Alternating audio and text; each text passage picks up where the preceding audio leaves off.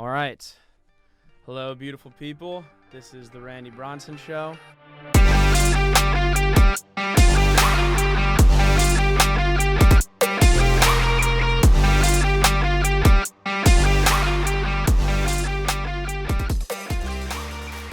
I'm here with Alex Parrish, the assistant captain of GCU Roller, and we have Bryden Frisk, a import from Canada, to help round out the squad. How's it going, boys? Hello. Today, we are going to be going through starting a Division I program, everything that's happened here at GCU from the beginning idea all the way to what's going on right now, living in the house together, the whole process of what it's taken to build a Division I program out of nothing. We're going to go ahead and start all the way at the beginning. And we're going all the way back to when Alex and I decided to start a D1 program. So a little bit of history. Parrish, go a little bit about your history at U of A. Yeah, so I started playing at U of A now 5 years ago. That's where I got my undergrad done. Started playing roller there with some great mentors like Brett Bushnell. He was a president when I was there skating. They really made me feel at home, got me into the roller culture, got me into the sport as a whole. Started getting me to play at a higher level, and when Bushy left, he left me as the president. So I had a good 2 years of being the president at U of A. Did a lot of transformations, worked with the school, got to work with admins, worked with the rink, learned a lot. But we basically turned a program that the school saw as a street hockey program into something that looks like a real college sport. We had jerseys, helmets, gloves, apparel, people coming to our home games. It was definitely a good experience overall. And you put up just under 100 points in your 4 years, yeah? Yes, sir. There you go. Frisky, no college roller experience so far, but Nope. Just happy to be here. Yeah, exactly. So going back into my history, I played 2 years at Lindenwood. I suppose basically 2 years of sophomore. So when I got back into roller when I was like 20, I decided I want to play college roller. So I actually went to Arizona State first, and I was there for 1 semester. I played a grand total of 2 practices with them, unofficial practices, because it was in the height of COVID. Decided I didn't want to waste my time playing once a month, and the ASU shut us down anyways, so I just said, screw it, I'm going to Lindenwood, hit up RB and said, going to go over there. So I played 2 years over there. I learned a lot. I mean, I learned almost everything I know now because of Lindenwood. It was, the first place I went where everybody around me also played roller, and they also went to college specifically for roller. Almost nobody in the program went there for the education. Everyone was just there to play roller, which I thought was hilarious because that's exactly what I did. I think some people went for the food. I don't know about that. I don't even know if you can call that food. It was just mush with hot sauce on it. So, basically, while I was there, so I grew up playing AAA ice.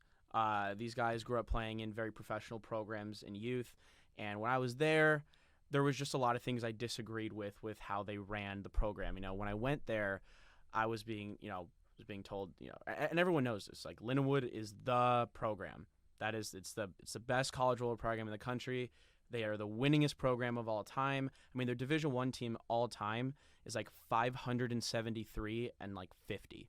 I mean, it's like not even close. They have like 13 Division I championships, and that they're the Alabama of college roller. Yeah, when I was playing for U of A, we never played them, but it was always just this kind of aura in the in the rink. They would show up for their West Coast tour. They would show up in a coach bus. They'd all come out in polos, and we were walking around in flip flops. Like, oh shit, we just drove out here in minivans, and we got to look at these guys showing up, and it was just like exactly. This intimidation before Exactly, but being in the program, I just saw way too many things that I was getting so frustrated weren't being upgraded or fixed or done differently or whatever it was. Namely, the one thing that just irked me to no end was that we didn't work out together. And, ice hockey, that's like the cornerstone of your training is everybody works out together after every single practice. I mean, when I billeted on the East Coast for 2 years, all we did was work out together 5 days a week. And so the whole program just got memberships at a private club down the road. $4 from St. Charles, or 4 minutes from St. Charles. Yeah, 4 blocks, whatever. So I mean, there was just a lot of things. And then about halfway through the season, I had this conversation with my coaches. I'm not going to go into the details of it, but it just made me personally feel like they did not care nearly as much as I did, or nearly as much as maybe I would expect a Division I program to care. And that doesn't mean they don't care, because obviously they do. Like, you can't not care and build the best Division I program of all time.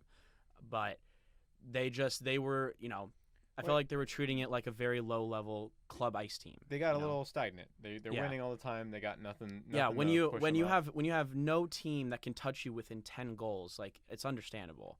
I hate getting complacent, and I don't want to get complacent. I just want to keep getting better and keep breaking every glass ceiling. So it was about halfway through my second year. I called Alex. I'm like, let's fucking start our own college roller program, because after I decided I wasn't going to go back, I looked around and I was like, well, Lindenwood's still the best, and if I go anywhere else, it's going to be a downgrade, which is not the direction I'm trying to go. So we're like, let's go find a new school to go do this with. So give a little bit of history of the Coyotes. So yeah, we kind of met through the Coyotes, which is a Piha semi-pro team. We had this grand experiment of Piha is really, besides the pro tournament series, it's the only pro league right now in America, like, technically. Exactly. It's the only thing. And it's kind of, no offense to Piha, it's not really like seen as anything serious. It's kind of a joke. So we thought, let's go in there. There's a team at our local rink called the Coyotes that always asked us to play. I think you played the year before. And we said, let's try to make it as professional as possible. And maybe if it catches on and we get some good guys, because we're treating it professionally, we have sponsors, and we use all this admin stuff that we've been learning, and we have some Lindenwood guys that we can kind of change the culture of Piha and make it where other guys are going to be replicating their team to meet us. Like, we wanted to be the poster child of how to run a professional organization. It was like our trial run. Like, right. How do we do this well?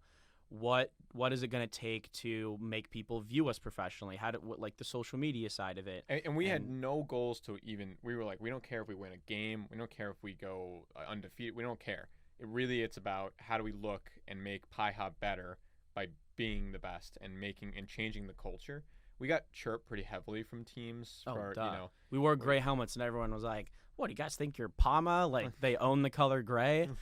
Yeah, it was ridiculous. I mean, just like little things we do for team building, we got chirped on, trying to like make things fun for players on the team, make them feel like they're part of something bigger and not this embarrassment. Like, guys want to feel like, they're spending time playing this sport. Even older guys, they want to be able to post stuff and share stuff and feel like they're part of something big. Proud of the team you're playing for. Be proud of the sport you're playing for. And make it where you can invite your friends who aren't, part of the sport. They don't know anything, and feel like you're not just in the stupid little roller hockey league that everyone wears the same uniform. Like, and that's kind of the vibe we were trying to break. And I will say, by the end of the year, I mean, guys were getting matching helmet stickers on other teams.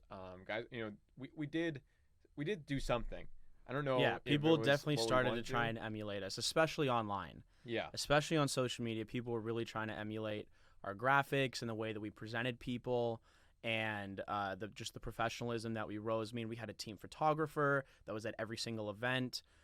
We had we had a team graphic designer. We basically had a social media team that was running that. Yeah, I mean, we had professional photos done in the beginning of the year to get headshots. Really the full-on.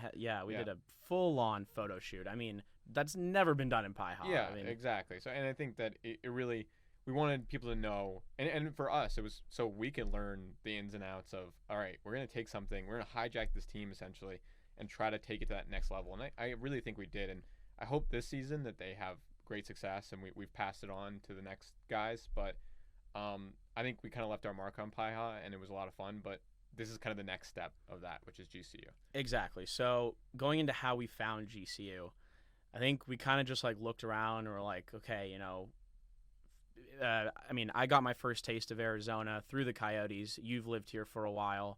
I kind of fell in love with the area, and then we saw that GCU had an on-campus rink, and we're like, wow, like what an asset, that's not being used at all. I mean, some of the ice hockey guys just kind of dick around on it, but it's, what an amenity to have an on-campus rink to start a roller program with. I mean, I looked into it later. There's only 2 other schools in the country that have on-campus rinks. One of them is Boston University, who it's not really a rink. It's 2 basketball courts with boards around it.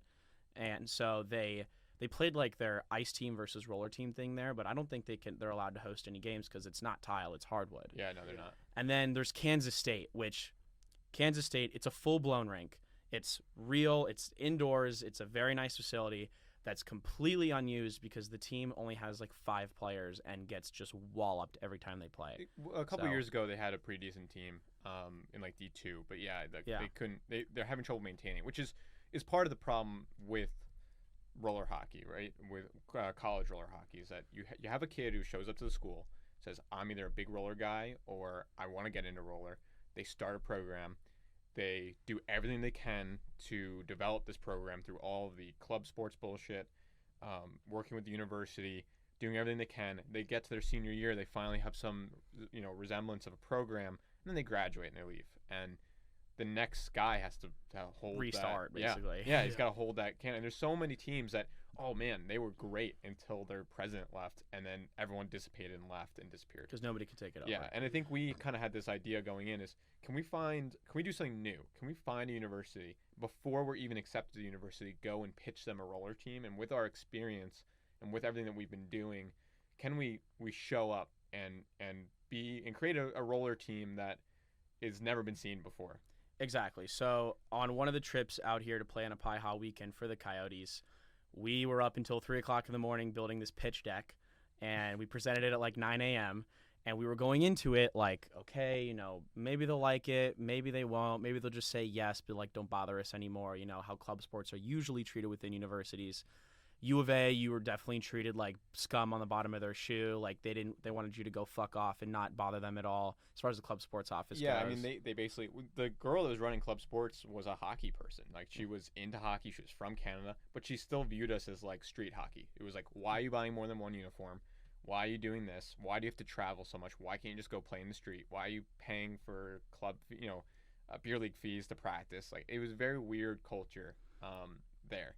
Yeah, so when we pitched it as like, look, yes, we technically have to be a club sport, but we are treating this like it is an NCAA Division I sport, like NCAA Division I hockey team. We want these kids to move here, play for this team, for this team. Like, we don't want, we're finding some kid out of a frat house, like, oh, have you ever played roller hockey before? Come play on our team. No. Everyone on our team so far transferred to this school to play in the roller program, period. Like, that is the reason. Yeah. So we wanted them to be treated like athletes, treated like Division I athletes, outfitted like Division I athletes, trained like Division I athletes. And yeah, so. Yeah, I think that was exactly our thing. And we wanted to break the culture. We wanted to break the whole grassroots. You have to kind of beg guys to play. You have to convince them that roller is a sport. You have to convince ice guys to maybe take time out of their schedule to come play with you on the weekends for extra skates. You have to, scrounge every dollar. We wanted to say, hey, we're going to go to the school, and we want to be, backed by the school, treated like Division I athletes, have home games, get the whole package, and be supported by the university. Yeah, it was a lofty goal. I mean, like I said, we did. We created it at 3 a.m, but what we're asking for is pretty much insane. I mean, yeah, we're basically. They had almost no hope going into it. We were literally like, they're going to tell us to go fuck ourselves. Yeah. So we go, and we thought this was going to be this like 15-minute pitch. We practiced it in your office. It was literally 15 minutes long. We were recording ourselves. And we go in, and we're talking, and we say a couple things. And we say, so we will really want to use this like on-campus rink and turn it into something cool. And they're like, what? You want to use the roller rink? Oh, my God. Yes, do whatever you want. What do you need? You want funding? You want T-shirts? Like want your budget's like, $100,000. Yeah, fine. you want cheerleaders. You want the mascot. You want live streaming. Just my firstborn child. Take it. Use the roller rink, and I will do anything for you. So we're like, oh my God! And it turned into this 2-hour meeting where in the middle of it, the girl who there's 2 people we were presenting to. The girl was applying me to the university while I'm talking. Like she's like, what is your name? What is your social security number? Like, where is your home address? And she's starting my application for me in the middle of the meeting. They pulled another guy randomly. Yeah. Like, he was walking by. They're like, hey, get in here. Come listen to this. Like, look, they want to start a roller hockey team here. Like, wow, that sounds amazing. Yeah. So apparently they've been trying to do it and they failed at it the first time. So they had it under the ice hockey program with Danny Roy, and they had like this captain Jack Garcia and Jeffrey Payne, and they only got like 5 guys. They just got absolutely waxed all season. And then they dissipated after 1 year. The problem with that is that the ice coach is a full-time employee, right? Yeah. And he wants to be here for the ice team, which, like, no offense to him, but to him, roller was that extra guys that I don't know what to do with. So they folded into their D3 team, essentially. And they kind of were just like, yeah, what do you do with these roller guys? Just put them into the ice team. So that's why the ice roster is fucking huge. Yeah, there's like 120 guys for 3 teams. So but that's his job. How many people were at tryouts? And then they cap it at 100, right? They capped the D1 tryouts at 80. Right. So, and there's 3 teams. There was 12 goalies last year for 3 teams. It's 4 goalies a team. Yeah. That's a crazy hockey culture for a desert school. Yeah, there's a huge hockey program here. So 30 degrees at night. Yeah, exactly. But like, there's nothing. 30 Celsius. You can't blame the ice coach for not wanting to be involved in roller because it's not really his thing. It was an extra thing. It's a different sport. And as we know as admins, it's hard to run another. Like, to have 4 teams, that's a whole another set of helmets to order and gear. And I don't really blame him for not caring about it. So what we kind of brought in was, hey, we are roller specific. We're coming in to start the roller program. We're not ice guys that didn't make the team or didn't want to play anymore or didn't want to deal with the coach. So we went and started a rogue element. We have experience. Like, we've done the admin side before. We have experience bringing in sponsors and donors, and we've run tournaments before. We know how to fundraise. Like, we have experience in all these things.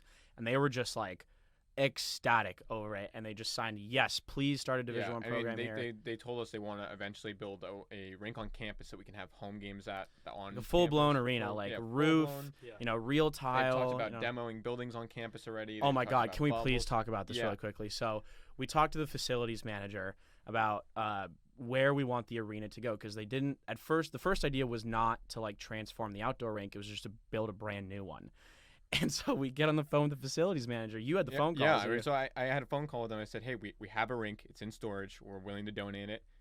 We basically want to just have you guys build the actual arena part. So we want facilities, we want a locker room, we want to have seating, arena seating for a home game. We want to basically make the best home roller hockey arena in probably the country. Yeah. It would be sick, where we had plans laid out. And they're trying to figure out where to put it, because the campus is only a mile by, it's only a mile long. It's a square mile. Right? So there's not that much space. And in the middle of the meeting, I mean, this is a Christian school. The guy goes, well, we just bought that old Jehovah's Witness church. Let's just bulldoze that and put it out right there. And the other guy goes, whoa. We can't go and start bulldozing churches. They'll be really upset at us. But they were like, that was like the second idea. It was literally immediately like, let's just knock down this church. Yeah, like, oh, this is how much space you need? Well, that church is like basically perfect. Just bulldoze it. Bulldoze that fucker. Yeah, exactly. Fuck them. So anyway, so we get approved and we start building this program and we're starting recruiting, and damn, the recruiting process was hard. Like, coming into the season, we have 6 signed skaters, 2 signed goalies, which 2 of those skaters and 2 of those goalies were like, what, a week before school started? Well, we had a much bigger pool, and it started shrinking as guys started getting nervous about, it's your first year. Exactly. And I think that's what scares guys, is that you're saying a lot, and we sound like we're crazy when we tell them. That's exactly what it was. So here's the pitch. Let's go over the pitch, right? So this is the stump speech, really, that we were giving kids to come and play to GCU, and I'm sure you heard it. Yeah, Frisky should comment on So basically, it was like, look, I was at Lindenwood. I didn't like it. I wanted to build a D1 program that is like the program of our dreams, and like focuses on the athlete and creates opportunities for you to become a professional player and become the best athlete that you can, and just become a roller school, like where you come here, you are skating, working out, going to school, and hanging out with the boys 24/7, like billeting, like it's a AAA season basically. So the campus, first off, gorgeous. I mean, square mile. I mean, Frisky. I mean, you're an outside person. It's unreal. So they got there's 7 4 jacuzzis. There is an arena for everything. There is and I'm not talking about like a college, whatever fuck No, around place, yeah. like an arena. Like there is a full-blown basketball arena the size of the Staples Center. There is there's a softball arena, a baseball arena, a soccer arena that is larger than the pro soccer team here in Phoenix's arena. The Phoenix Rising, Yeah. it is bigger than the pro teams. Okay, it's massive. They've got the hill going down. Skate It's like- park. there's a Yeah, skate park. There's an on-campus roller rink that we have full-blown access to. I mean, yeah, just There's the fact east- that you could skate 24/7. Like, I'm just, it's 3 a.m. I'm bored. Let me just go skate. yeah, fucking let's just play- go to campus and play- skate. We'll Well, turn you on the can't lights walk and on campus because the place is way too big. Everybody's got these electric. yeah, you got skateboards and scooters, and not to mention, this is the big part of the pitch. There's a 4-to-1 ratio girls to guys. Okay, And like it's Arizona. and it's Arizona, so they are just all smokes. Well, I think, like, all of them. No like, word of a lie. yeah, no I word mean, of a lie. Honestly, our biggest hurdle was convincing guys that, like, yes, in name, this is a Christian university, and they do a lot of Christian things, but if you don't want to participate in that, I mean, you're fucking Jewish. Yeah, I'm a Jew, I'm from and New I'm York. coming I here. don't So, even like, bel- I don't I'm wearing a even- Jewish shirt. This is a Jewish athletic company. I'm and- a New Yorker. Like, we don't even believe in religion. Like, Yeah. you know, it's just, like, it's not part of campus if you don't want it to be. So on top of it being a 4-to-1 ratio, and they're all Arizona girls, so they're just dime after dime after dime. But no offense to the guys here, but none of our sports teams are very good. So even our basketball team, we lost Ruggsy, who was the star of the basketball team last year. This is a basketball school. He went to play in the Canada League, didn't even go to the NBA, so that really tells you where our basketball program is at. Star of the team, couldn't even make it there. So now we have no winning teams at all. Like they all, Our volleyball team is 4-0 now. yeah, there you go. Okay, so they're getting better, but Women's volleyball. yeah, women's volleyball. My So favorite. so you know the guy athletes, they're not on par with a lot of big universities. So we come in and we like look like athletes. We look like we go to the gym. We're not these Bible thumpers, no offense, or like these huge nerds, which is the far majority of the male population here. And when I tell them about the first time we walked on campus, we were getting eye raped. oh my God, It was that ridiculous. I insane. think these girls were just seeing wedding bells above our heads every time we walked by them. I mean, the first time we walked on Yesterday, campus, I was at yeah. the pool and I got a ring. Oh yeah, literally. We'll talk about the club fair in a little bit. That was just a Yeah. frenzy. Well, but- to go back to the recruiting, I mean, I think that, like, when we were pitching guys on this, like, we spent the summer here, right? We were walking on campus, we were eating here, we were working out here, we were playing, we're doing 2-a-day skates, right? When we were on these calls and trying to convince guys to come here, I almost didn't believe myself. Yeah, and I was it was here. just this like, crazy it was almost pitch. like I sound like, Like, I'm fucking Come lying. to the cult of paradise. Like, No, and for like, real. like, For what did real. you? How did you feel like as a Canadian guy, like looking at this? Like, you played we have- pro in we- Spain, yeah, we have, and you're we have hearing- no program, we have no history, we have no pictures of what we're gonna have, but we're just fucking telling this spiel on the phone. Yeah, this paradise. That's exactly what it was. It was too good to be true, but at the same time, he made a really good point over the phone. I was very hesitant. I was really considering going back overseas. There was a chance I could have gone to France and played with the Tigers. But the pitch he had was so good to be. It was almost like I had to risk it just because it was just so because it was that good. yeah. And I don't And- regret it one bit. Thank you. And like so far, has anything that we have portrayed to you been even like slightly worse than we described it? Not one bit. Yeah. I mean, obviously the girls is a huge part. Our but locker the room's still under construction. Okay. Well, yeah, but compared The to other house- locker This rooms, was tough. the house is great. What are you talking about? No, we were all stressing in the very beginning. Oh yeah, because a it's, little bit of this our landowner. She's a little bit. yeah, she's a little wacko, but Yeah. she's been kind of on it when it comes to things that need to be fixed. So Definitely. I've been a little appreciative of Yeah. that. But yeah, so we basically were just selling this dream to these kids, and thankfully 6 of them bought into it. Yeah. And It worked out perfectly because my parents are like, you can't just go for a year, not knowing if you're gonna get signed again the next year. Like, you gotta have a backup plan. What happens if you get hurt? This, that, and the other. So, studying is the best option realistically if you're coming out of high school. Yeah, and I think that, to what we do as a program, like everything it's kind of insane. Everything that we've said has happened. exactly. And it almost seems like what magic do we fucking have? And like from the outside, we must look like lunatics. Like Absolutely. That's why everyone hates us. Everyone hates, especially when we were like, we're going D1 season 1.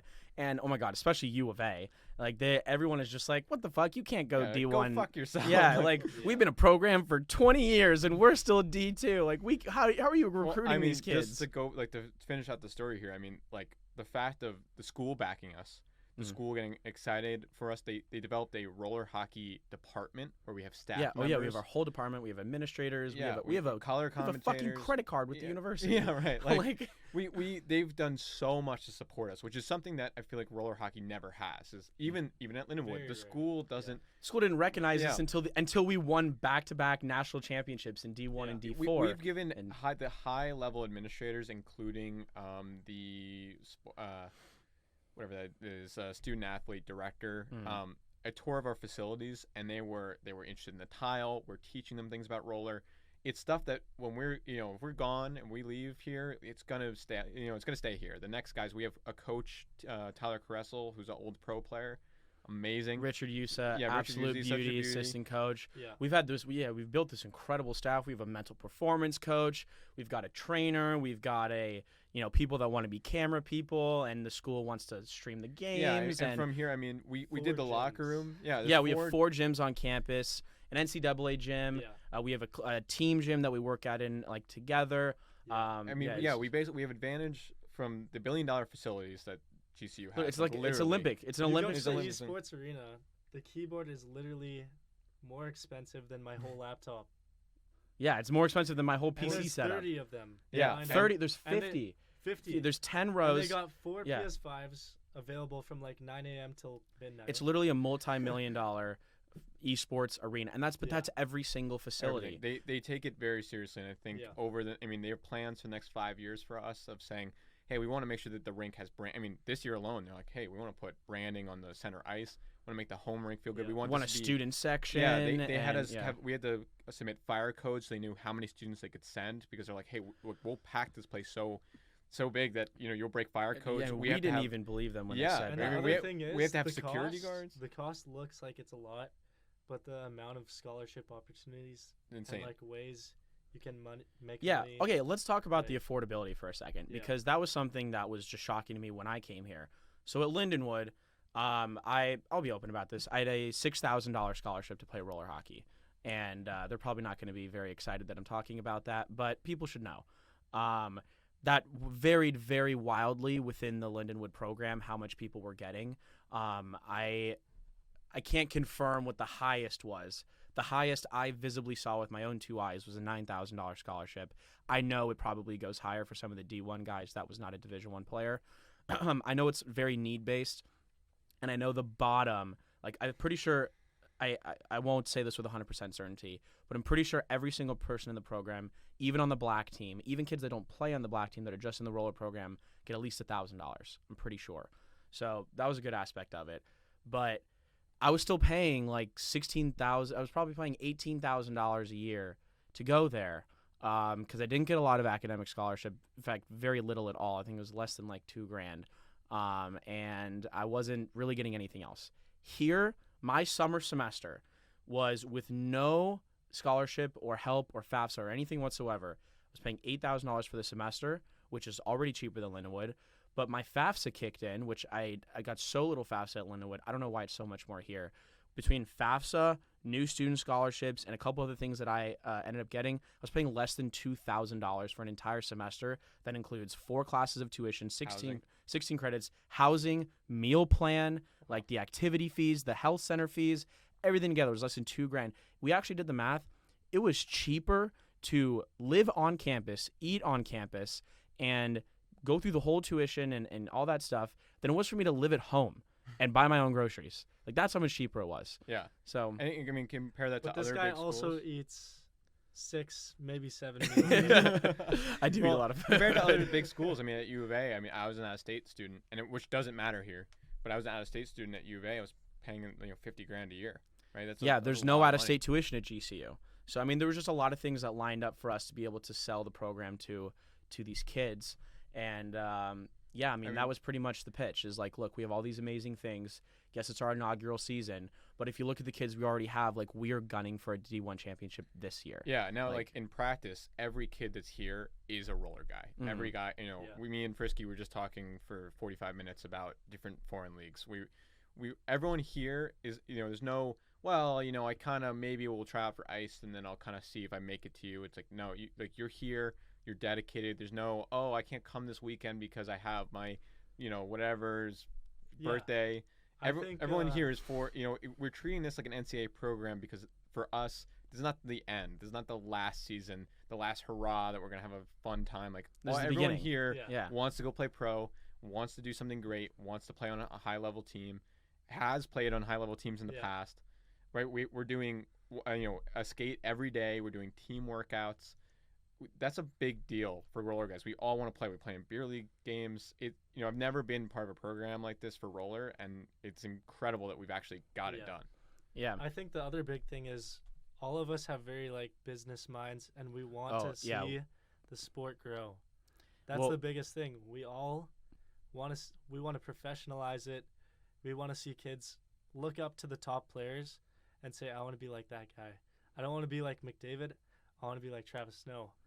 That was my hero growing up. Like, exactly. when I was growing up, so Travis Snow is the only other roller player from Thousand Oaks, California. We grew up playing in the same rink together. Yeah. He actually ran these camps called Maximum Hockey Camps with this guy named Max Nicastro. Got drafted to the Detroit Red Wings. Never played, but he ran these camps with them, and I was in those camps, and I was like, wow, like Travis Snow is so fun to watch. Yeah. Like, I love playing with him. He has 2 highlight tapes on YouTube. I think I've watched both of them 450 times. Yeah.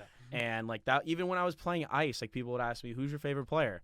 Travis Snow. Travis Snow is my favorite player. Like, he's the best to watch. And how would you know about him unless you were at that rink? Exactly. That's the only reason. Exactly. So other than that, everyone was like, Travis Snow, who the fuck is that guy? Like, I was like, he's a roller hockey player. They're like, what's roller? Yeah, and I think I don't know about you guys, but I grew up in the culture of oh wait, you play roller? Like, is it because you're not good enough to play ice? Exactly. I'm from Canada. Yeah, right. Yeah. Yeah, right. That's exactly and what it is. It's just kind of this. I mean, I grew up in a big lacrosse community. I'm from Long Island, right? So it's there's all the roller guys. Same thing. Looked up to Chavo. Looked up to every guy that's on USA right now from Long Island, right? I grew up playing with them. Yeah. But there's always this culture of but what these why guys can do is it's insane. It's amazing. But I would tell the same thing. I would tell guys, hey, I'm a roller guy. I like watching these guys, and it'd be like, oh, like you're not playing lacrosse. Like what is that even a real sport? Like the amount of times I've explained to kids, that's why I made a T-shirt that said, yes, roller hockey is a real thing. It's a real sport. It's similar to ice hockey, but it's different. And then there's no offsides. People are like, what the fuck? Yeah, like you're just playing. You're dicking around in the street. What are you talking about?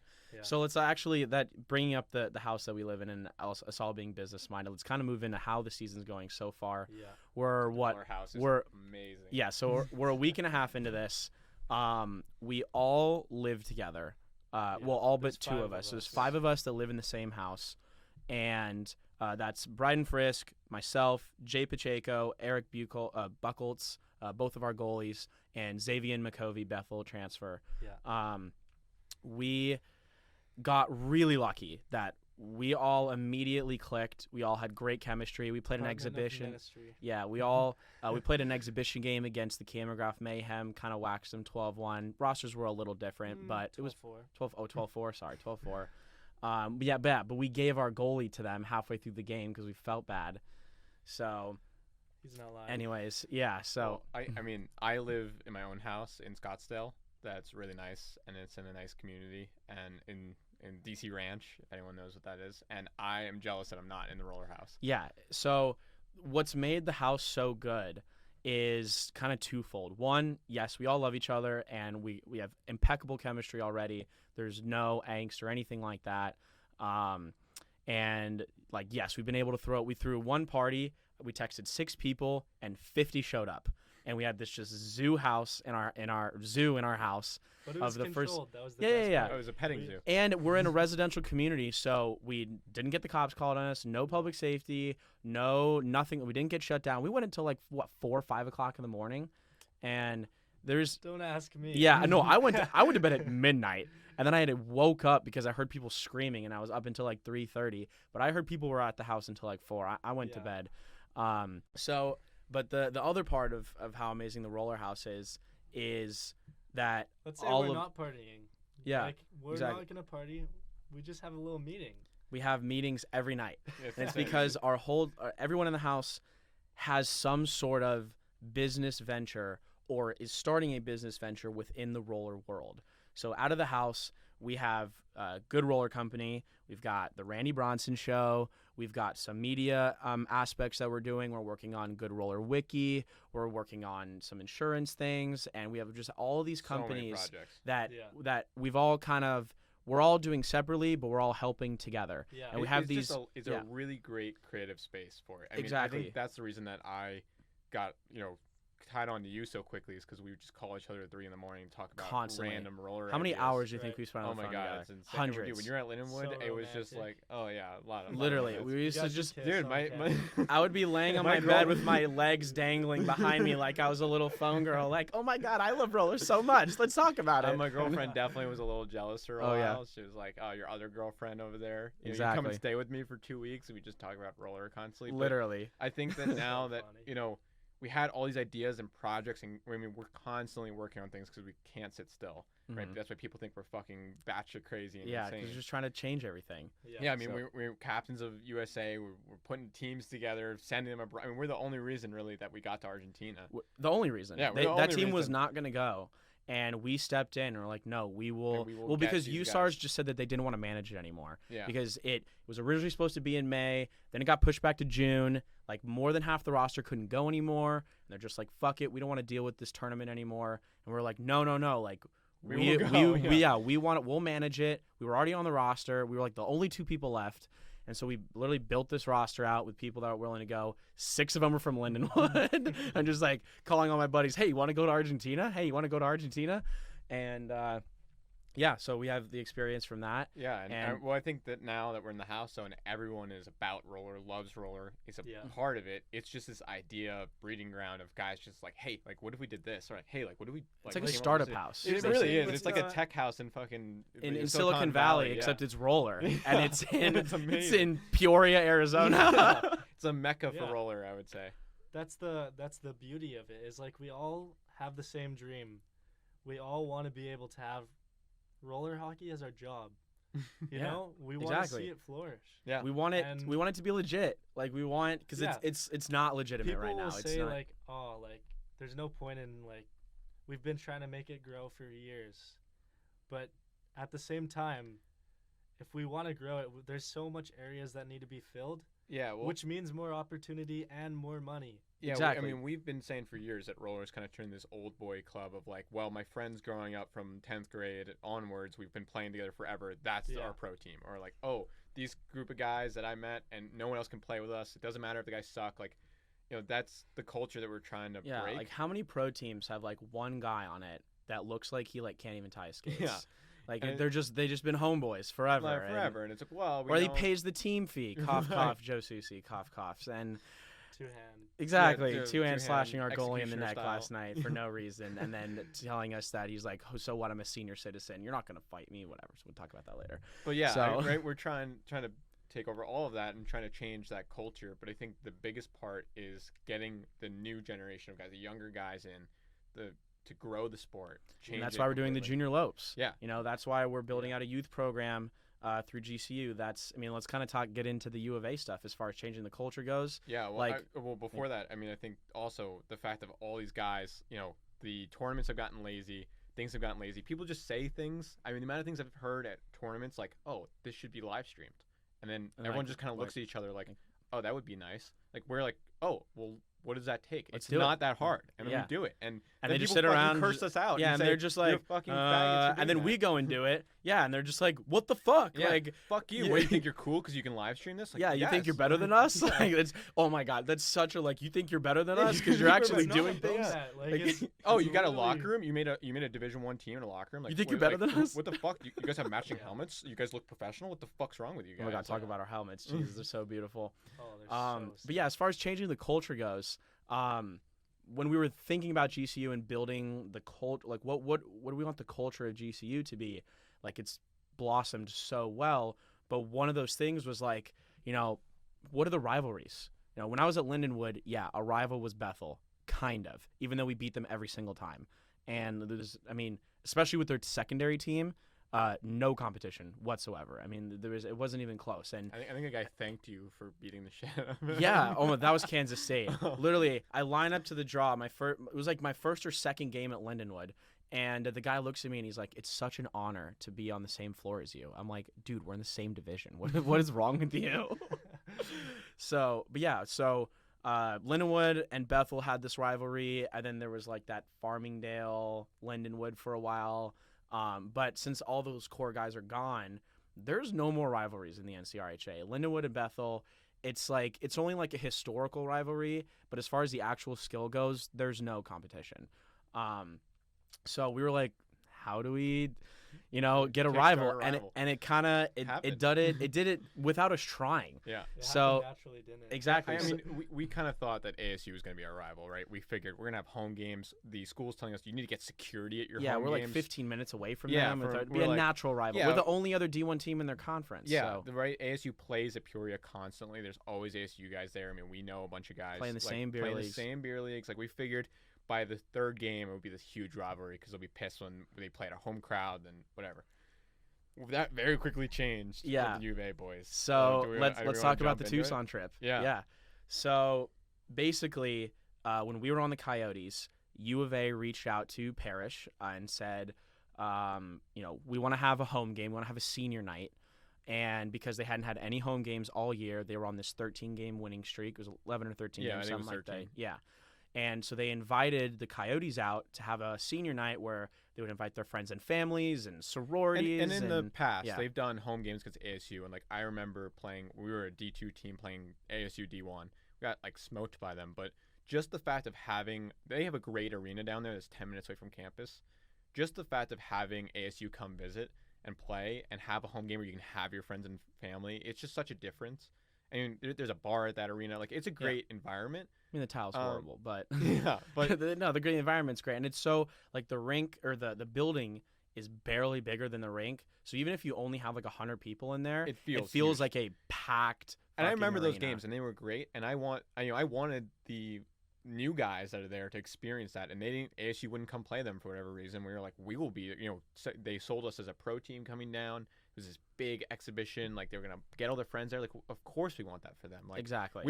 To me at least, it felt like we were doing a favor for them. It was, we were supposed to go down there, play these exhibitions, have fun with the boys, and then we're gonna go out drinking with them afterwards. The biggest part was like, yes, we're all gonna go drinking together. Yeah, we're gonna go down into Tucson, go get blasted, just with the all the fellow boys. We whatever. Specifically, like, we could have made the drive and come back that night. We specifically got a hotel so we could all stay over. Like, we're like, this is gonna be a fun. We lost a bunch of guys, and instead of canceling the weekend, we were like, we'll just grab randos. Like, we only had 3 guys from the Coyotes. It was you, me, and Piano, right? Yeah. No, Piano was hurt. Oh yeah, Piano was hurt. It was Danae. Oh yeah, Danae. And then we had 3 randoms. 2 of them were U of A alumni. Yeah.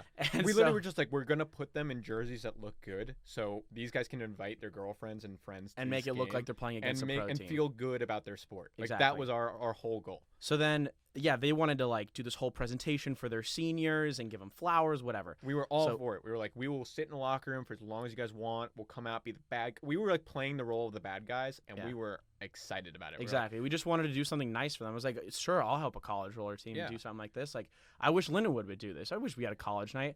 I mean, oh my God, that was another thing at Lindenwood. I'll backtrack for 2 seconds. We were not allowed to play at our home rink. Okay? Our home rink, despite our locker room being up a flight of stairs and looking like a converted closet, our home rink was actually beautiful. It's a beautiful arena. Queenie, it's not actually called Queenie, it's called Midwest Sports. But there was just like it was like half bowl of seating that would be perfect for like packing the stands and like playing a home game there, even though the rink was a little small. It was beautiful, brand new white tile. There's a ton of lighting. It's a great facility. We weren't allowed to play there because the guy that ran the Great Plains League, which has dissipated, by the way, completely folded this year. Make your own speculation. But he wouldn't allow us to play at the home rink because he used to work at that rink, got fired, and out of spite, he wouldn't give the money to the rink like to host NCRHA games there. So that was the story I was told. Roller drama. Exactly, such a typical roller pettiness. So, anyways, getting back to the U of A game, the morning of the game, he calls the Griffin Sherwood or some of the captains. It was Griffin. Yeah, calls Parrish and we're in the car, so I hear the whole conversation. And he's like, so, when we go up by 7, do you want to go to running clock? And we're sitting there, we're like, up by 7? You think you're going to beat us? Like, what are you talking about? Like, you're U of A. You're what? And like, no offense to Griffin. I mean, he's a good guy. He like ran one of the iHas teams really well. Him and his brother, great for the roller community. It was a great guy that I handed off the presidency to in the middle of COVID, and he kept things running. So a little shout out to Griff. But yeah, but still, like, they were to us that was like, wow, they think they just invited this team out here to shit on them in front of their friends. Like, that is not the case. We were supposed to be coming in to be the bad guy, but like not in a like, oh, Lindenwood's playing Missouri S&T 26-0, right. Like not kind of that situation. So Parrish and I are like getting revved up in the car. We're like, fuck this guy. Like, we're gonna go beat the shit out of him. Like, now we're gonna try. I was doing smelling salts, and we were like, we were all taking caffeine pills, and we were hyping each other up. Like, fuck these guys.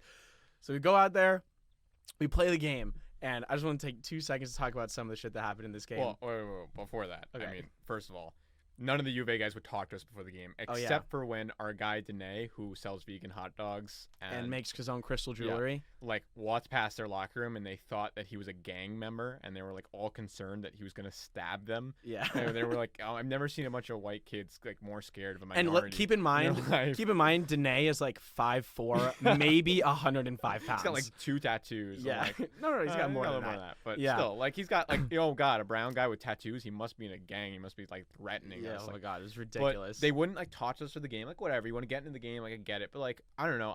I basically, your cousin is on the team. My cousin is on the team. My rookie was on the team that year, who I like was really close with. Like, I designed the jerseys they're wearing. I'm the reason the school allows us to print the jerseys. I'm the reason, like, not to jerk myself off, but like a lot of the stuff they have is because I put in a lot of work. Yeah. Alone, completely alone at the school for 4 years. And so it was like weird. And then we jump into the game, and I mean the funniest thing was the barking. Oh no! Before that, the puck. What? Oh yeah. So yeah. Well, it was sweaty. Oh yeah. We have this on film. Maybe I could throw this up in the middle here while. Yeah, I mean, right there was a lot of girls at the game, so Sweaty writes his phone number on a puck and flips it up. Well, like I move the netting and like throw it up. I failed a couple of times, but I finally got it over. Which, by the way, you found the only single girl to ever be at a rec league roller game. Like, I guess exhibition game. There was just a couple sitting in this corner, and like I think some of them were like girlfriends of the U of A guys. So then the puck comes down and she grabs it. She ended up texting me that night. We texted for a while, got her digits and all that shit. So that was kind of a upgrade. Tried to meet us out. But it was not a guy's girlfriend, which I think a lot like that. Like, when I tell the story to other people are like, well, I mean, I'd be pissed if you threw a number to a guy's girlfriend. I was like, well, that's not really what happened. It was definitely a single, because she wanted to come out with us. Exactly. And I think she was trying all night to meet up with us. There was just so many people in Tucson. It was hard getting into bars and shit. So anyways, so they got super mad at that. Oh my God, no, we've got to talk about the pregame speech from Kevin. What? He went. They told you about it. The pregame speech where they were just like, fuck Aiden Schwetz, like he stole my business. Oh yeah, yeah. So basically, we're gonna do a whole other episode on like Wheel and that whole situation, Wheel versus Good Roller. But long story short, he thinks I stole his business. So Kevin Smith absolutely hates me to my core. He wants to see me dead. So Kevin Smith is the coach of U of A. Goes into their locker room, and we didn't find this out till later. But basically, his entire pregame speech, the whole essence of it was, fuck Aiden Schwetz, like he's such a piece of shit. Go hurt him, double team him, fucking whatever you have to do to take him out of the game, do it. He's a thief, he's a dirty Jew. No, he didn't say that, but Jesus. Yeah. And basically the whole essence was like, fuck this kid, take him out, whatever. So that was like their whole game plan, was like hurt Aiden. But it's so funny because our first period, like, we were laughing, we were having a good time. Like, we were winning. Yeah, I definitely slashed my rookie as like a joke, and like I was like, I'm all over you, buddy, and like I was having like a great time. Like, I dangled like one of the guys I knew and was like, oh, like, smell you, bud. Like, we were having I was having a generally good time. Yeah, enjoying it. Yeah. So then, going into the second period, there's been this kid who was like barking all game. He was like barking at us like it was a strategy or something, and we were just like laughing at this kid. But like it was like he would like, do it it was- behind it was us, like he was had gonna Tourette's. Yeah, like he Like- thought he was scaring us or something, but like we were all just kind of like puzzled. We were looking around Like, is something wrong with like, this yeah. guy? Like, We it's- like felt bad for him. So Kevin comes up to us and he's like, "Yeah, so you see this kid barking?" And we're like, "Yeah, like how could you not?" And he's like, "Such a good strategy, right? Like it really freaks it really, people out. gets under people's Really gets skins. yeah, We're like, it really fucks with their "What?" head." And we're like, "Are you out of your mind?" Like, if I came up to you and barked like in a game, would you even like flinch? Like, you'd probably just be like, "What the fuck is wrong with this Dude, guy?" I actually thought maybe like there was like something wrong. Literally wrong with like, this kid. yeah. Yeah. But he was doing it like behind guys, like or by the bench. Like I remember going to the bench kind of hard. Like I was skating towards their bench to get a puck, and he like leans over and barks, and like I think he thought maybe like he would scare me, and like what the fuck? I don't know. Moving on. So into the second period now, and going into the second period, they were like clearly trying to hurt us. People were like full blown, like trying to sprint into a full blown hit. And there was actually when we live streamed this game, there's this kid on their team who somehow was shorter than me. I don't even know how that's possible, but he started at the red line, sprinted from the red line, and I was in our own corner facing the glass, and I had the puck, and I finally turned around, and I see this kid sprinting, and he's like, I don't know, maybe 5, 6 feet in front of me, hits my chest, immediately falls on his ass, and I just stepped over him and went down and scored. I remember that. Like they were so We clearly were- trying to hurt we were us. up by a bunch, and Yeah. that's when like shit started getting like Very really bad. intense. Like, dude, I mean, I someone know. But here's the thing, right? They were trying to hurt us, and we didn't really notice. we didn't Like realize we knew that they were getting frustrated and that they were like getting more intense, but looking back in the film, we're like, oh my god, he slashed that guy in the back, or like he was hooking this guy's ankle for like 2 straight minutes. Yeah, like I definitely got hooked on like a breakaway and thought it was just like, oh, your buddy kind of hooks you, like, oh, you beat him, and he's too lazy to skate behind, skate Yeah. with you. Like But I no, thought it was they a were joke, trying to and- hurt yeah, us, they were like- trying to hurt us. So finally, we ended up the regulation ends 7-7. We go to overtime. 7-7. Yeah, I know. We definitely we were up by like 4 with like 2 minutes left, and then we like completely fell dropped the ball. apart, Like yeah. someone gave me a bad pass behind the net, and I just let it go like right in front. Like Jay was like off in like La La Land, and then like put it. There in, were a like- couple goals that were definitely like none of us were paying attention, Yeah. and the puck just like bounced a couple times, and so 7-7 going into overtime. I ended up scoring the overtime winner right in front of the girl who I gave the puck to, and they were just like livid. Like they first off, we broke their winning streak. Secondly, they lost a game they thought they were going to beat us 7-0, or at least by 7. We went And- back afterwards. I don't think we realized how cocky they were being. Like besides the call, like they were posting stuff on Instagram with like their whatever they just won, like the WCRHL Cup, like D3 Cup, D3, like, whatever. They were like partying on spring break with it, like it was the Stanley Cup. They're like double teaming it, they're, like drinking margarita. It was like I don't think we realized how cocky they were. Okay, coming but in. here's the thing, right? Props to them for being excited about it. Oh, I don't yeah, want to yeah. like knock that. No. Knock that I think culture, we just didn't realize how like high they were at Exactly. the moment. Like Exactly. So what ended up happening was they refused to go out with us. Refused. Well, just after the game, I was trying to get pictures of my cousin and my rookie, and like just like say hi to them. Like I went in their locker room, was like, "Hey guys, like that was such a fun game, like good game. Like I hope you guys have a great time at nationals." Nobody talked to me. One kid fucking punched the wall, like right Yeah. through the wall. Exactly. I was like, "Holy They were fuck." livid. They were so angry. It was insane. Yeah. So they didn't go out with us, and we were just like, "Fuck these guys. We're gonna go out into Tucson anyways. We have the hotel room. We're gonna enjoy the city." So we go out and we're bar hopping, and one of the bars we go to, they're all there, and we walk in, and within 20 seconds, they all left. They all closed their tabs. They all left. His own cousin didn't even acknowledge his existence. So fucking, they all left. We're like, what the fuck? Like now they're what are they, scared of us or some shit? So, anyways, fast forward. Now we're at GCU. We start this program, and they know I'm on it. They know he's running it, and immediate beef starting from there. They literally, in their eyes, we went to their city, we took their women, we beat their hockey team, and we drank their beer. We went out into Tucson and left. Like that's like the ultimate disrespect. So when we started GCU, immediate rivalry. Dude, every time And we post, every time we something, post, they it's like comment. immediately comment 6 likes on it. Yeah. Comment 6 likes Like- on it. It's like we're definitely the most like the hottest topic in their group chat. Like, Absolutely. They literally can't keep our name out of their mouth. So let's talk about the Ironman last weekend. So Ironman last weekend, we had to play them in a back-to-back game where we played them in the second game, so we were exhausted. We ended up tying, but they had one kid from ASU on their team that was definitely carrying.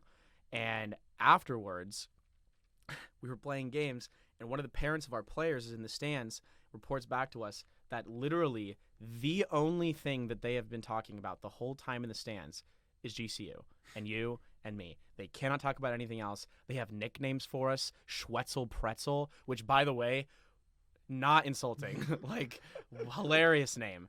So I'm just like it's just so funny that like we're all they care about. What about the kid whose gym motivation was us? Like, talk about that. Yeah, somebody told us that. I asked about a player. I was like, hey, how's that guy doing? And like, oh, dude, like he's really pissed at you. And I was like, what the fuck did I do? And he was like, dude, you're his gym motivation. Like, he told me that he goes to the gym every day and thinks about you and Sweatsy and working out in the mirror. He has posters that we're like, fuck Jesus Schwetz, Christ, fuck Parrish. Ah! Dude, I think they're just mad that we didn't approach them to get signed at all. Because, I mean, like, dude, the signing post, they like thought it was ridiculous. They chirped our mental performance coach. Like, dude, like, not cool to chirp mental health, by the way. What? Like, what the fuck? Like, they were like, oh, yeah, you guys are going to need mental help after we beat you guys. And we're like, first off, no.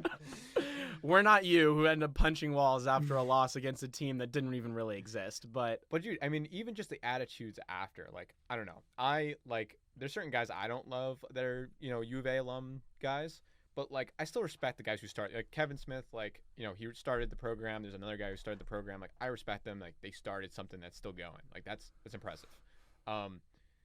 I kind of always felt like as the president, like I would have a little bit of like, hey, at least this guy fucking started something. He's the reason we can all play. I got kicked out of group chats. Fucking guys won't talk to me. Like I texted guys and was like, hey, good luck at nationals. Like, yeah, I was watching U of A during that. U and U of A. I was watching Lindenwood Gold and U of A, watching throughout nationals. It's like, hey boys, like good. I was texting the whole group chat, texting individual guys, good luck, watching you, great goal, getting nothing. I'm like, what the fuck? Like, what did I do? They just absolutely hate us. Yeah, so that's the rivalry that has been born naturally, and we're pretty stoked about it. Like, to have a rivalry, to be able to play in front of actual fans, like a rivalry game is going to be one of the most exciting things I think I've ever done in my career. Like, I mean, when we played in Argentina, and it's not a fake. It's not like like manufactured. Like, it's real. Like since the 70s, we fucking hate each other. It's like no, we fucking hate those guys. Like, yeah, it's not premeditated. It's like this person right here. Go fuck yourself. Like, dude, I don't even know half their names. I just know the guy that we like got in that little fight with in Tucson, and that was about it. Well, we get to play him again tomorrow in a pro Ironman here in our home rink, so that'll be exciting. But yeah, I mean, that's pretty much the history of GCU. What were you saying about Argentina? Oh, that we the championship game was played in front of like 500 people, and that was like one of the most exciting things ever. Oh, yeah. But it wasn't like a premeditated rivalry. It was a really good game. Yeah, we definitely didn't like them just because they'd beaten us in round robin. But this is going to be like a long-term thing where year after year after year, the game marked on everyone's calendar to go watch is going to be GCU versus U of A. Yeah, and I think it breaks. I mean, no offense to the U of A ASU rivalry. I mean, that's like a classic. That's Yankees Red Sox kind of rivalry level. But it like for the roller community, like this is unique, right? Mm-hmm. It's not like everyone told us we have to hate ASU. Like, everyone told us this, but they're all buddies. Yeah, so it doesn't matter. Right. It's it's not like, oh, well, the football team hates ASU, so we might as well hate it. Like that's how U of A's like rivalry was with ASU. It was like, we used to go out drinking with the ASU guys all the time. They were a ton of fun. I went out in Newport with them constantly. But like you're always just like, oh, it's fun to play ASU because I'm supposed to hate them. Like this is like a real rivalry. Rivalry. Is like, it's not even like Lindenwood Bethel. That's like a premeditated thing where there were even guys that bounced between both schools. Yeah, right. Like they all like each other. I mean, there was a couple rivalries like fucking Andrew Ether coming over and doing some things with a girl, but anyway, but yeah, so just like I think I got a taste of it in that we played them. Yeah, we played it last weekend. Yeah, I mean it's just it's a real thing. They hated us. I think they don't like us. It's kind of like that same thing. It was like from the guy at the rink who just like plays in a beer league to now another college team. It's like we show up with like nice things and doing things that are big and like trying to grow the sport, and people just I don't know if it's jealousy of like I'm not part of this, so fuck you. But like, what I heard was GCU is like the preppy version of them. They hate that. They hate the fact that they think we're all rich, Or all daddy's money. U of All A this is shit. $50,000 a year. GCU 16. Dude, How could that even be literally possible? half the team is from San Jose, and they're Yeah. all like dad, CEO, mom, whatever. This like $1 billion here, $1 million Yeah. there. Like Like, literally, A- Just ASU because it's a too. private Christian school, though. yeah. Oh, That's you're what- right. that's the thing. Hilarious. Dude, Elderbrick literally told us like the whole team is daddy's money. Like I don't know, Exactly. like you and me, like we're both on our own. Like Yeah. you We're know. gonna edit that out. Nah. Sorry, Brick. So, I mean, yeah, but that's basically the entire history of GCU and how we started it, the idea, the fruition, like how it's going so far. Bryden Frisk failing his baseline concussion testing has definitely been the highlight of the entire thing today. You know, Frisky's experience coming in as a recruit and import, and, you know, the rivalry and beef, and that's basically the entire season preview. You have anything else to add? I'm psyched for the season. Home game, whenever our first home game is, follow. The Learn to Skate program, that's going to be huge. Here we gonna go. All be these. teaching Oh no, club fair. We so- have to talk about the club fair really quickly. Club fair. Okay, so the club fair, we had the first one, which was outdoors in like the middle of the day. They put us on like the side of campus. It was nothing. We had like 2 people come up, but then there was this indoor one where there was like over 100 clubs. It was all the sports teams and all the other clubs all together. There's like thousands of people walking through this thing. Our players at our booth were just heat-seeking missiles to all literally rocket-seeking missiles, where they would just go out and find the hottest girls they could, which there were plenty of. We were not recruiting players. We were not recruiting players. We were recruiting fans, and literally they didn't talk to a single guy. They didn't talk to a single not hot, not a super attractive woman. And we looked into our following, because all they wanted to do was get them to follow the page and come to our first game. And I look at the Lopes Roller page afterwards. We had gained 250 new follows in 3 hours of all just rockets. Dime. That was a And blast. it was literally one of the best 3 hours of the program. And then the next day, Bryden fails his baseline test. Now So- the new No. Yeah, now the dude, next that's day- time. The next day I got my ring. The day after that. Oh, I yeah. failed. Exactly. baseline test. So it was hilarious, Yeah. and that's, you know, great culture aspect. But I just want to say one more thing about Yeah. GCU. I mean, I think, you know, there's a lot of pressure as a D1, you know, jumping to D1 right away to be great, right? And to do these great things. And we want to make a nationals run. We will, you know, hopefully we'll go all the way. We have a lot of high ambitions for the team, but I think right now, as is, we've done something amazing. and we're I don't- already, as far as like opportunities and amenities and support and management and the administration side of The a college roller long-term program. goal alone is what's carrying us, I think. Yeah. I think that, you know, what Sweatsy and me have done here, it's impossible for the school to not be a top 2 roller school in the next 5 years, regardless of how this season goes. Yeah. It's Yeah. impossible. There's so much. It's so good. There's so much here that, you know, a culture, training, Our skating. locker room is the Paradise. size of all 3 Lindenwood's locker rooms combined and 10 times Yeah, nicer. it's a way to Like- get. It's the ultimate way to get talent here. But then once guys are here, you're gonna develop as a player to get to that next level. Yeah. No matter who you are. I mean, I'm already feeling it, and we've only been really skating together. It's for a short impossible time. to not be a good player here. We skate together 4 fucking times a week. We actually have Bauer pucks at practice. Yeah, like, holy exactly. shit. Well, we had that at Lindenwood, except they would fucking splinter every It's not time like and break. I'm trying to get 2 skates in a day, so that's Yeah, my, and it's possible. It is Yeah. 100% possible. Yeah, I mean, we have our own goddamn outdoor rink. Like, Yeah. Yeah.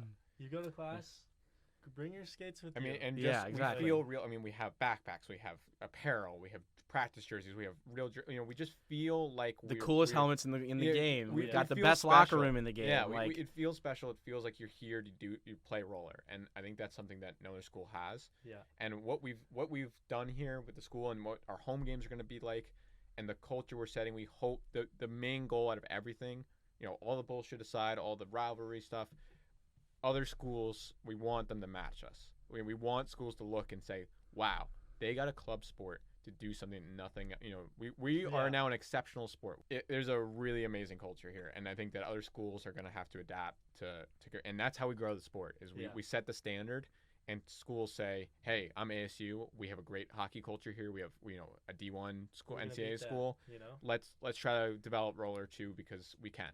And Yeah. you know, like we said, we're treating this like an NCAA sport because to us who play roller and this is our sport, this is D1 hockey. There is no NCAA. It's Yeah. not embarrassing. It's not, oh, well, I'm kind of playing club because I didn't make it somewhere else. It's no, we're here. This is to the top play of our pro. sport. This is the top of our sport. This is where, and what we hope to do is get the pro Yeah. leagues to look here and say, this is where I get my recruits from. Is Exactly. D1. Exactly. And change the college leagues in the process. Yeah, as everything exactly. else are doing. Everything. Yeah. Change everything. Change Yeah. everything. Make everything better. Yeah. Yeah. So, any other final comments for Risky? No. No? Good.